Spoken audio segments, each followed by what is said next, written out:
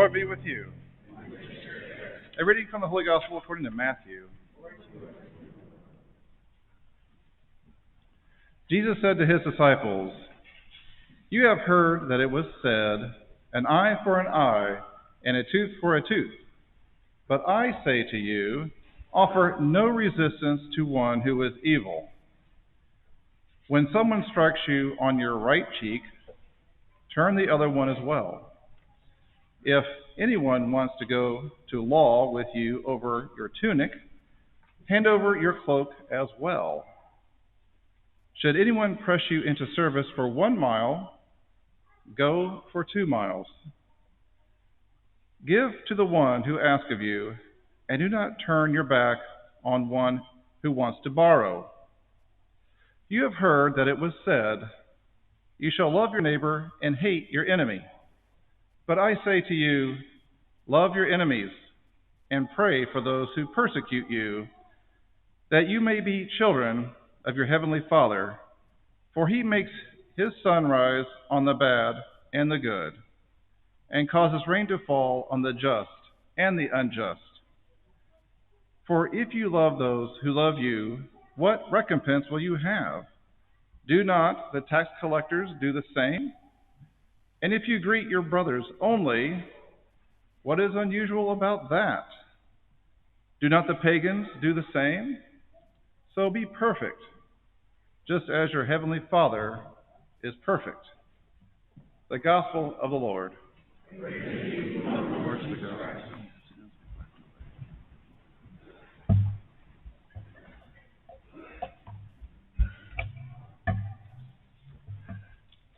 There are a couple of benefits that one enjoys when they work with the homeless.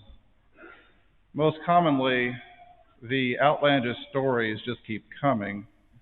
While those stories are occasionally entertaining, I think the best benefit that I've seen is that I get to see how someone who is very different from myself, how they experience the world. And for example, I was counseling someone recently who was coming to the end of their year-long program to work their way out of homelessness. And so just to help you understand some of the stuff I'm going to be talking about, you need to understand this is like an intense program where participants get up at 5 in the morning and they start their classes, they do chores, and they get to their work assignments. They're in a homeless shelter, but they're doing something very different than 99% of the other people in that shelter. And so after that year-long effort, this person tells me that they're scared to be in an apartment.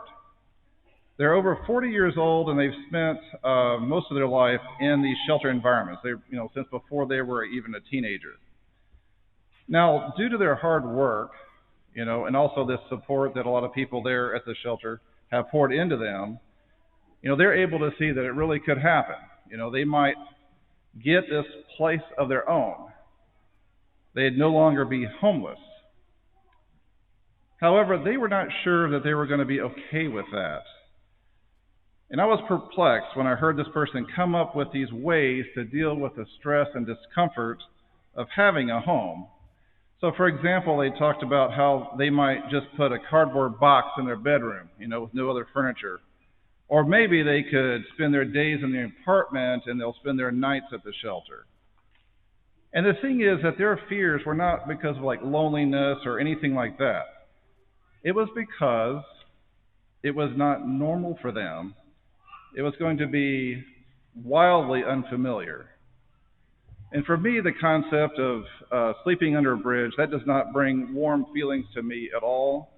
And I'm guessing that some of you would be okay with that. But I think maybe others of you are like me, where it would be completely horrifying, really, to have no place to sleep at all. And while some of that rejection of this homeless life might be due to it being unfamiliar, I argue that it's objectively better to have the creature comforts of a home other than living on the streets. Many of the problems that a homeless person has is due strictly to their living environment when they're on the streets. So here's the situation. For us, we're on the outside, we're looking in to this person's life. We see that they're in a bad situation, living in a homeless shelter. We see that there's a much better alternative for them, and it's within their reach. And when this person makes this leap from this life of homelessness, their life will improve. And this is the case for any comparable circumstance. This is objectively true. And the reason I bring all of this up is because there's a very strong parallel between what's going on in today's gospel reading and this story I'm bringing up. So this reading is from chapter 5 of Matthew's Gospel. Chapter 5 starts with Jesus teaching us the Beatitudes. Then he says to be salt and light. Then he says that he's come to fulfill the law. He says that anger is sometimes compared to violence. Avoid lustful thoughts. Divorce isn't okay. Don't take oaths. Turn the other cheek. Love your enemies. And finally he says to be perfect as your heavenly Father is perfect. And, the question is, can you imagine doing all of that? And I would love to be able to stand up here in front of you and tell you that, yeah, I can do that. I have no problem with that. But it's not true. Just the part of today's gospel reading is enormously hard. So, for example, this guy cut in line in front of me and a whole bunch of other people at Home Depot, and I was really tempted to do something that might make the papers.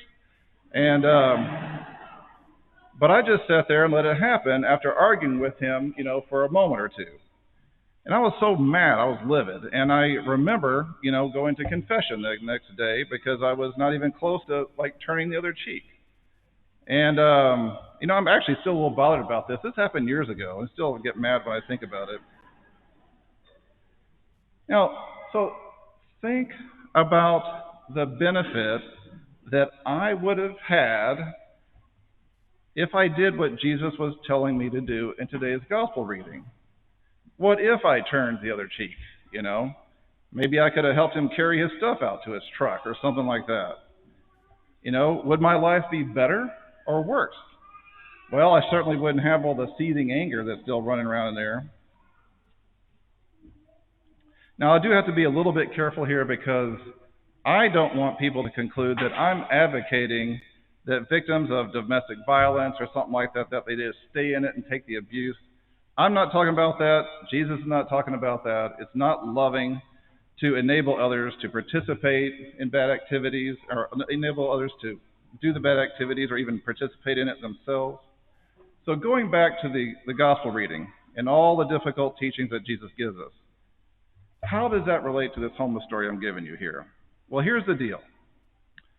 Jesus is telling us about a better way to live. And that way is wildly unfamiliar for most of us, and many hesitate before embracing his teaching. Because, even if God is telling us that there's a better way to live, we might wish to adhere to what we know, what seems normal. But what if we decide to change? Is there a way to get some help and for us to make these changes? Of course. Something that helps us let go of what we want to cling to is Lent. Lent is the best thing for a suffering soul. When you choose to avoid something that you like throughout the season of Lent, you're training yourself to take on difficult tasks like adopting Jesus' teaching about how to live. This teaching of Jesus, to be perfect as the Father is perfect, the teaching is for our benefit. It's not something we do to earn God's good opinion of us. It's a better way to live. I encourage you, I beg you, to embrace Lent this year, to stretch yourself, and to prepare yourself for a better way to live.